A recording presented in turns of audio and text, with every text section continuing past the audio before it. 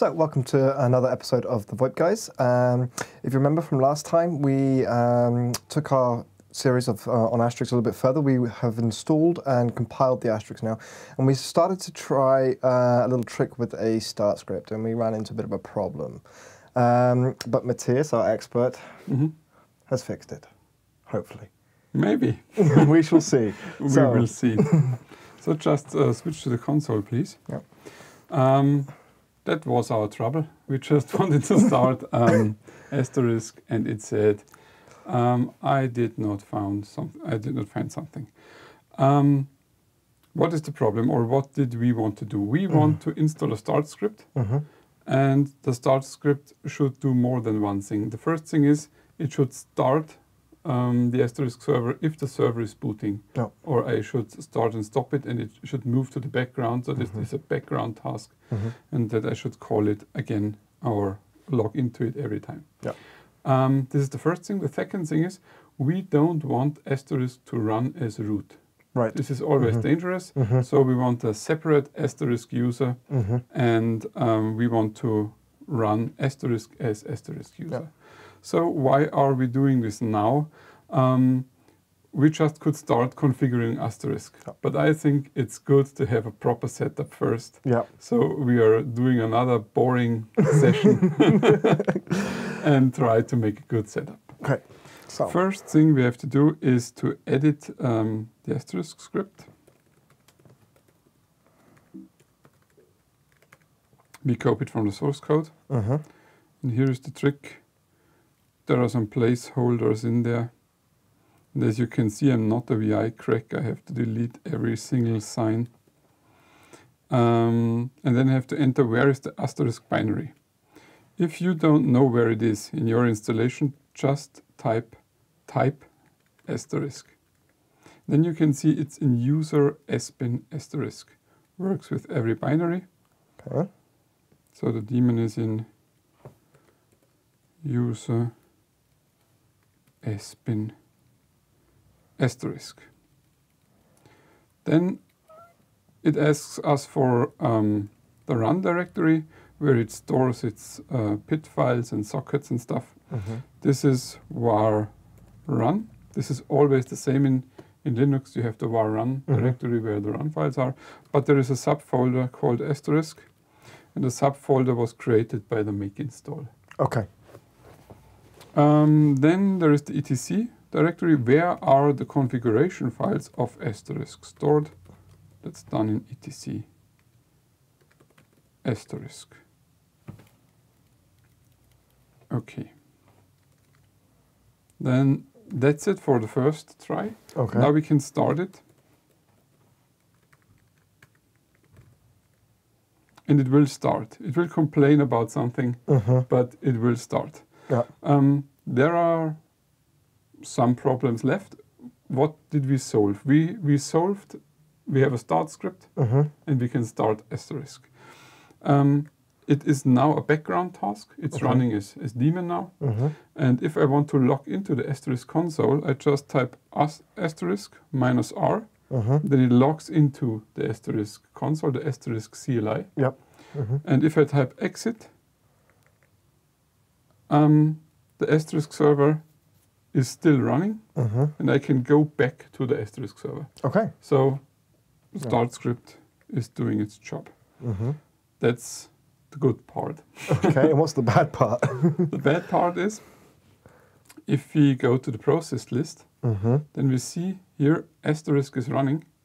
This is the daemon. And as you can see here, it's running as a root. Which we don't want. We don't want that. Why don't we like this? If it's running as root, and if there are some security problems with Asterisk, and somebody can access Asterisk from outside, then he is very soon root of the system, and then he can damage the system. So it's never a good idea to run processes as root. If you can avoid it, do it. Okay. So we try to do it. The first thing is we stop again the Asterisk server. So it's not running any longer. And the first thing is we need a separate user. We need to create a new user for Asterisk. There is the command user add on nearly each asterisk system. Then we should tell him where is your home directory. Okay. This is var lib asterisk. This is the directory where some asterisk stuff is stored, and it's a good point to use this as home directory. You could create another one, but it's not necessary. Then you say asterisk. That's all. Yep. If I got no response, this is a good sign. Okay. I can have a look at the etc password. And then you can see here is the asterisk user. We could change his ID to system ID, but it's not that important. The next thing is the new user needs some access rights to some files in the system. Okay. So we should change the ownership of some files. We use the option -r. That means that folder I'm typing, but also all subfolders. Okay. So if I say var spool asterisk, then it means var spool asterisk and all the subfolders. Right. Okay. There is another one, var lib asterisk and var run asterisk. This should be owned by the new user because he has to write some files there. Makes sense. Yeah. Invalid user. I should call provide a username. Asterisk. Now it worked. If you do something right, it just works. So this is what I have to do. Now we have the user, asterisk user, and we change the ownership for some files and directories. There is another trick. There is a configuration file which is called from the init script. And it's also provided in the source code of the asterisk package. If we go into the directory and then change again to that contribute and to the init, then you can see here directory which is called file which is called etc default asterisk. Yep. We copy that file to etc default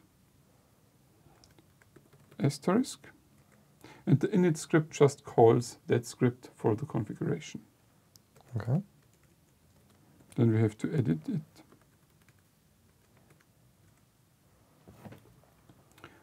There's a lot of stuff you can do.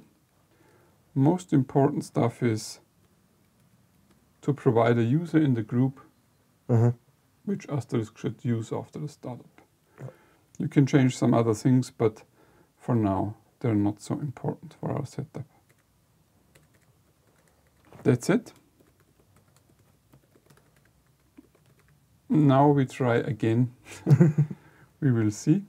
Yeah, we get a warning about privilege escalation protection disabled. We will see what's that, but he was able to start the Asterisk server.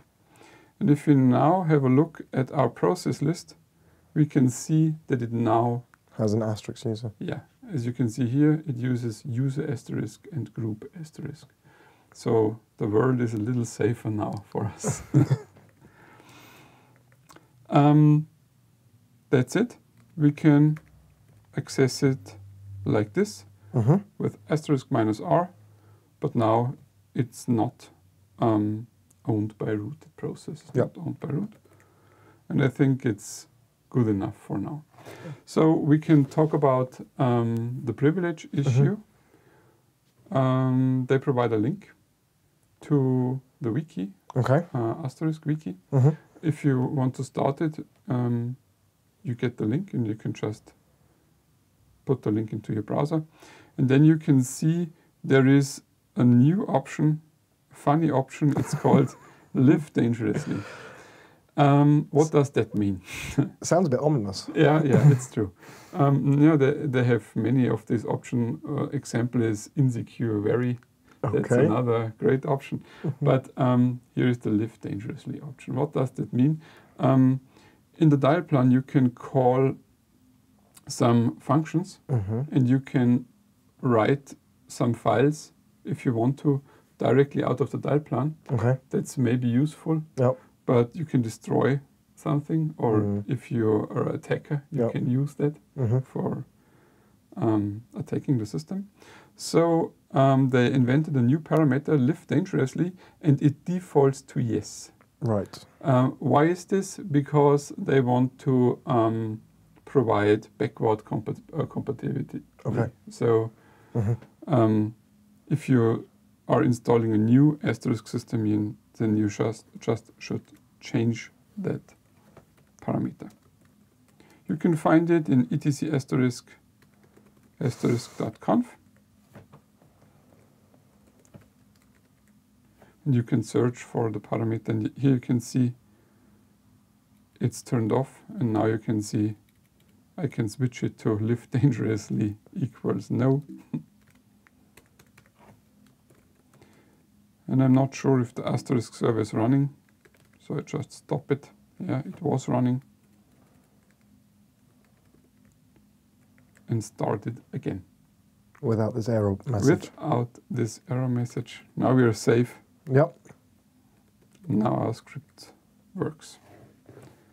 That's it. Cool. Nicely done. We have a clean environment now for testing. Good. Okay. And what's coming next? Next, we will configure the SIP. Okay. And try to connect some telephones. Okay. So great action in the next video, hopefully. So, hopefully, yeah. So stay tuned for next time. Thanks very much for watching. If you want some more information about PASCOM, as always, go to our website, pascom.net. Thank you. Bye.